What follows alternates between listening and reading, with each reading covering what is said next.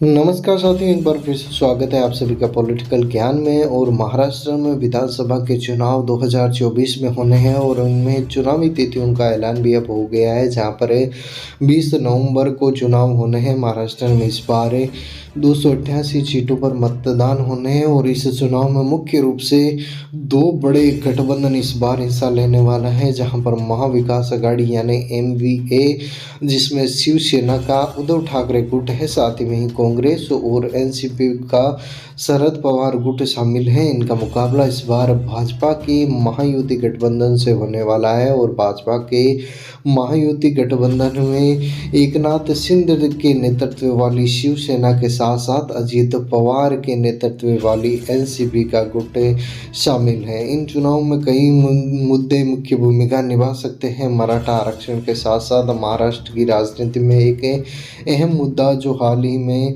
आंदोलन से और भी प्रभावी हुआ है। इसके अलावा राज्य सरकार की मुख्यमंत्री लाडली बहना योजना और लाडली भाई योजना जैसी योजनाएं महिलाओं और युवाओं के लिए बता दें कि कारगर साबित हो सकती है। आर्थिक विकास, रोजगार सृजन, कृषि समस्याओं के साथ साथ से क्षेत्रीय विकास से जुड़े मुद्दे भी इस बार महाराष्ट्र के चुनाव में मुख्य रूप से दिखाई देंगे। दोनों ही बड़े गठबंधन इस बार वोटों को बटोरने में लगे हुए हैं और चुनावी सरगर्मियां काफ़ी ज़्यादा तेज इस बार महाराष्ट्र में दिखाई दे रही है। आपको बता दें कि महाराष्ट्र में विविध समुदायों, खासकर ओबीसी और मराठा मतदाताओं के बीच समर्थन पाने के लिए सभी दल अपनी रणनीति बना रहे हैं। कुछ क्षेत्र जैसे कि जलना में हाल ही में हुए सामाजिक और सामुदायिक आंदोलन ने चुनावी राजनीति को काफ़ी ज़्यादा प्रभावित किया है और इन क्षेत्रों में वोटों का बंटवारा परिणामों को निर्णायक बना सकता है। महाराष्ट्र में बात करें तो कुल मिलाकर विधानसभा की 288 सीटें हैं,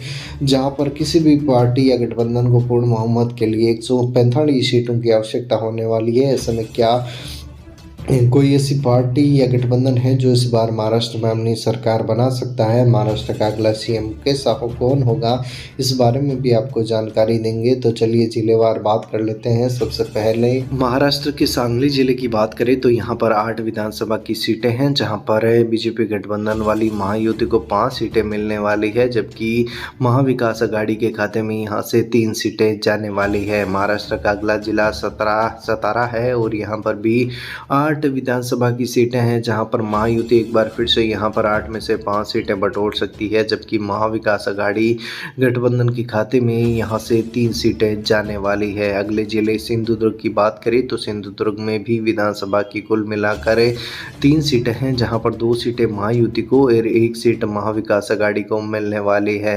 महाराष्ट्र का अगला प्रमुख जिला सोलापुर है, जहां पर 11 विधानसभा की सीटें हैं और यहां पर इस बार बता दें कि 21 सीटों में से 11 सीटों पर महायुति जीतती हुई दिखाई दे रही है। 8 पर यहां पर महाविकास आघाड़ी जीत सकती है, जबकि 3 सीटें अन्य पार्टियों के खाते में जाने वाली है।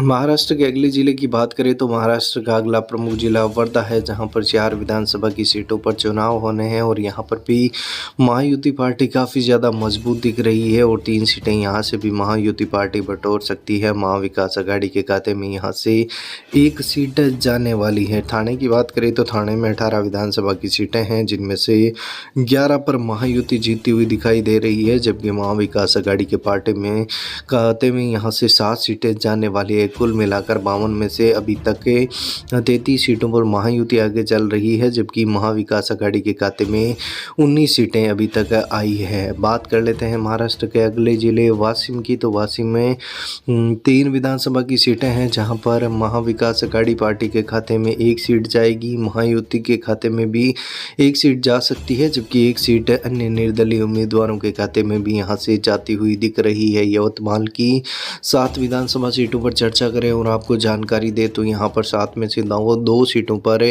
बीजेपी गठबंधन वाली महायुति जीतती दिख रही है, जबकि महाविकास आघाड़ी का पलड़ा यहाँ पर भारी दिखेगा और 7 में से 5 सीटें बटोर सकती हैं। मुंबई की बात करें तो यहाँ पर 26 कुल मिलाकर विधानसभा की सीटें हैं, जहाँ पर महायुति और महाविकास अघाड़ी के बीच कड़ा घंटे का मुकाबला देखने को मिलेगा। दोनों पार्टियों को 13-13 सीटें यहां से मिलने वाली है और 26 सीटों पर दोनों ही पार्टियों 13-13 सीटों के साथ कड़ा कांटे का मुकाबला करती हुई इस बार मुंबई में नजर आने वाली है। अगले जिले की बात करें तो महाराष्ट्र का अगला जिला नागपुर है और नागपुर की बात करें तो नागपुर में 12 विधानसभा की सीटें हैं, जहां पर 6 सीटों पर इस बार महायुति जीतती हुई दिख रही है, जबकि 5 सीटों पर यहां पर महाविकास आघाड़ी का पलड़ा भारी दिख रहा है। एक सीट अन्य निर्दलीय उम्मीदवार भी यहां से जीत सकते हैं। महाराष्ट्र का अगला जिला नांदेड़ है और नांदेड़ की 9 विधानसभा सीटों के बारे में चर्चा करें तो नांदेड़ की 9 में से 5 सीटें महायुति पार्टी के खाते में जाएगी, जबकि महाविकास आघाड़ी पार्टी यहां से 3 सीटें बटोर सकती है, जबकि एक सीटें अन्य राजनीतिक पार्टियों के खाते में जा सकती है।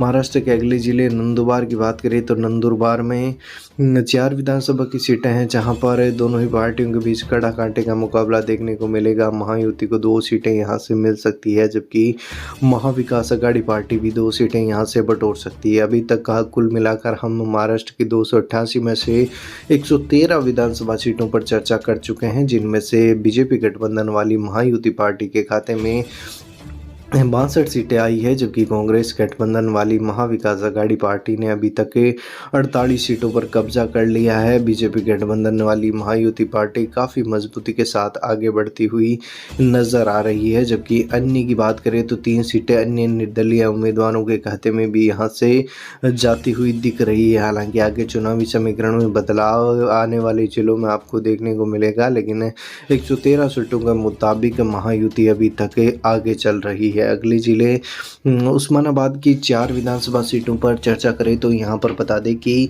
बीजेपी गठबंधन वाली महायुति पार्टी 4 में से 3 सीटें बटोर सकती है, जबकि महाविकास आघाड़ी पार्टी के खाते में केवल एक सीट यहां से जाती हुई दिख रही है। पालघर की बात करें तो पालघर में भी 6 विधानसभा की सीटें हैं, जहां पर महायुति पार्टी बीजेपी गठबंधन वाली 3 सीटें बटोर सकती है, जबकि पालघर में 6 सीटों में से 2 सीटें महाविकास आघाड़ी के खाते में भी जाने वाली है। एक सीटें अन्य निर्दलीय उम्मीदवार भी जीत सकते हैं। नासिक की 15 सीटों के बारे में बात करें तो यहाँ पर महायुति के खाते में 9 सीट जा रही है, जबकि महाविकास आघाड़ी पार्टी के खाते में 5 सीट जाने वाली है, जबकि एक सीट अन्य निर्दलीय उम्मीदवार भी यहां से जीत सकता है। अगले जिले की बात करें तो अगला जिला परभणी है और परभणी में 4 विधानसभा की सीटें हैं, जहां पर महायुति पार्टी 4 में से 3 सीटें बटोर सकती है और महाविकास आघाड़ी गठबंधन भी 4 में से 1 सीट बटोर सकता है। अन्य उम्मीदवारों का खाता यहां पर खाली दिखेगा। और अगला जिला बात करें तो रायगढ़ है और रायगढ़ में 7 विधानसभा की सीटें हैं, जहां पर दोनों ही गठबंधन महायुति और महाविकास आघाड़ी के बीच कड़ा कांटे का मुकाबला देखने को मिलेगा और 7 में से 3 सीटें महायुति यहां पर जीत सकता है और 3 सीटों पर महाविकास आघाड़ी का पलड़ा भारी दिख रहा है, जबकि एक अन्य सीट अन्य निर्दलीय उम्मीदवारों के खाते में जा सकती है। तो चलिए अब बात कर लेते हैं महाराष्ट्र के एक और बड़े जिले पुणे की, जहां पर 21 विधानसभा की सीटें हैं, जहां पर इस बार महायुति पार्टी 14 सीटें जीत सकती है। 21 में से 14 सीटें महायुति के खाते में जाएगी। 6 सीटें महाविकास आघाड़ी जीत सकती है, जबकि एक सीट अन्य के खाते में जाएगी। अगले जिले की बात करें तो अगला जिला अकोला है और अकोला में बता दें कि 5 विधानसभा की सीटें हैं, जिनमें से 3 सीटों पर महायुति पार्टी जीतती हुई दिख रही है, जबकि 2 सीटों पर महाविकास आघाड़ी का पलड़ा इस बार यहां पर भारी दिख रहा है। अगले जिले अमरावती की बात करें तो अमरावती में 8 विधानसभा की सीटें हैं, जहां पर दोनों पार्टियों के बीच अच्छा मुकाबला देखने को मिलेगा। महायुति पार्टी यहां पर 8 में से 4 सीटें जीत सकती है, जबकि महाविकास आघाड़ी गठबंधन भी यहाँ पर 4 सीटें जीतता हुआ दिख रहा है। अगले जिले अहमदनगर की 12 विधानसभा सीटों पर चर्चा करें तो यहां पर 12 में से 8 सीटें बीजेपी के महायुति गठबंधन को मिलने वाली है, जबकि बची हुई 4 सीटें कांग्रेस के महाविकास आघाड़ी गठबंधन के खाते में जाती हुई नजर आ रही है। चलिए बात कर लेते हैं महाराष्ट्र के अगले जिले औरंगाबाद की 9 विधानसभा सीटों को लेकर। तो यहाँ पर बता दें कि 9 में से 6 सीटों पर यहाँ पर महायुति पार्टी बीजेपी गठबंधन वाली जीतती हुई नजर आ रही है और यहाँ पर बढ़त बना सकती है। महाविकास आघाड़ी गठबंधन के खाते में 3 सीटें जाने वाली है। महाराष्ट्र के अगले जिले की बात करें तो महाराष्ट्र का अगला जिला बीड है और बीड में कुल मिलाकर 6 विधानसभा की सीटों पर चुनाव होने हैं, जहाँ पर बीजेपी के गठबंधन वाली महायुति पार्टी थोड़ी मजबूत नजर आ रही है और 6 में से 3 सीटें बटोर सकती है, जबकि एमवीए के खाते में 1 सीट आएगी और अदर के खाते में 1 सीट आ सकती है। भंडारा की 3 सीटों में भी महायुति एमवी को एक एक सीटें मिलेगी, जबकि 1 सीट अन्य पार्टी के खाते में जाने वाली है। अगले जिले की बात करें तो अगला जिला चंद्रपुर है और चंद्रपुर में 6 विधानसभा की सीटें हैं, जहां पर 4 सीटों पर इस बार यहां पर महायुति पार्टी जीतती हुई दिख रही है, जबकि महाविकास अघाड़ी पार्टी है वो 2 सीटें यहाँ से बटोर सकती है। महाराष्ट्र का अगला जिला धुले है, जहाँ पर महायुति पार्टी इस बार 2 सीटें जीत सकती है, जबकि महाविकास अघाड़ी यहाँ पर 3 सीटें जीतती हुई दिख रही है, यानी कि महाविकास अघाड़ी यहाँ पर मजबूती के साथ इस बार उतर सकती है। महाराष्ट्र के अगले जिले की बात करें तो महाराष्ट्र का अगला जिला बुल्डाना है और बुल्डाना में 7 विधानसभा की सीटें हैं, जहाँ पर 4 पर बीजेपी गठबंधन वाली महायुति जीतती दिख रही है, जबकि 1 सीट पर महाविकास अघाड़ी पार्टी इस बार यहां पर जीत सकती है। महाराष्ट्र की अभी तक की 231 सीटों में महायुति पार्टी 132 के साथ आगे चल रही है, जबकि महाविकास अघाड़ी के खाते में 90 सीटें अभी तक आई है। आगे के समीकरण में बात कर लेते हैं महाराष्ट्र के अगले जिले रत्नागिरी की। तो रत्नागिरी में 5 विधानसभा की सीटें हैं, जहाँ पर 3 सीटें महायुति पार्टी को मिलेगी, जबकि 2 सीटें महाविकास अघाड़ी पार्टी के खाते में जाने वाली है। महाराष्ट्र के अगले जिले गढ़चिरौली की 3 विधानसभा सीटों पर चर्चा करें तो यहाँ पर 3 में से 1 सीट पर महायुति पार्टी जीतती हुई दिख रही है, जबकि महाविकास अघाड़ी गठबंधन के खाते में यहां से 2 सीटें जाने वाली है। गोंदिया जिले की बात करें तो गोंदिया जिले में 4 विधानसभा की सीटें हैं, जहां पर